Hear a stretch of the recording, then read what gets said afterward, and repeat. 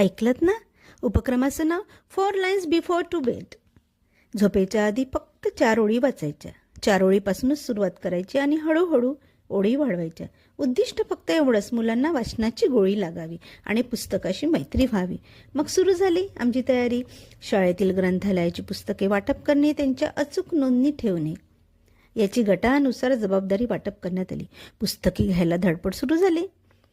मग मुले खरंच पुस्तके वाचणार की नाही याची खात्री पटावी म्हणून मी प्रत्येक मुलाला झोपेच्या आधी 4 ओळी वाचतानाचा व्हिडिओ पाठवायला सांगितला आणि मुलेही लगेच तयार झाली. आणि बघा, काहीही न सांगता मुले कशी चुट्टू बोलत आहेत.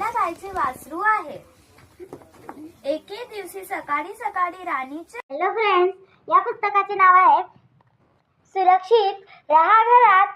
मेंढपाळ आणि लांडक्याची गोष्ट म्हणत झाडाखाली तो झोपला होता. त्या माझ्या पुस्तकाचे नाव आहे राजू आणि स्वप्नाली. मी तुम्हाला. Hello friend, we are going to start a project of 4 line before to bed.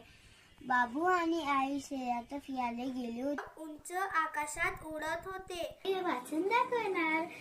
एके दिवशी 2. या पुस्तकाचे नाव नम्र नितीन आहे. शाळेत 2 गोष्टी सांगणार आहे.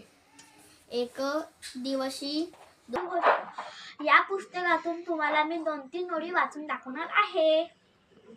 आटपट नगर होते. त्या बघितलं नगरामध्ये एक मुले किती छान वाचत आहेत.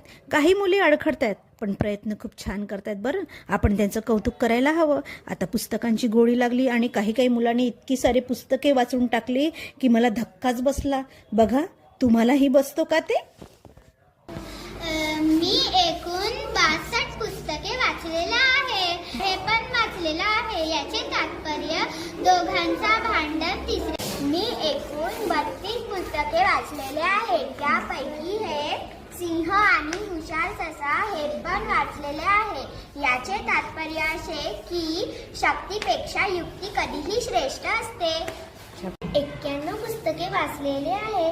त्यापैकी धाडसी चिमणा पण. कसं वाटलं आमच्या पीएमशी डॉक्टर झाकीर हुसेन प्राथमिक शाळा नगर परिषद राजुऱ्याचा उपक्रम?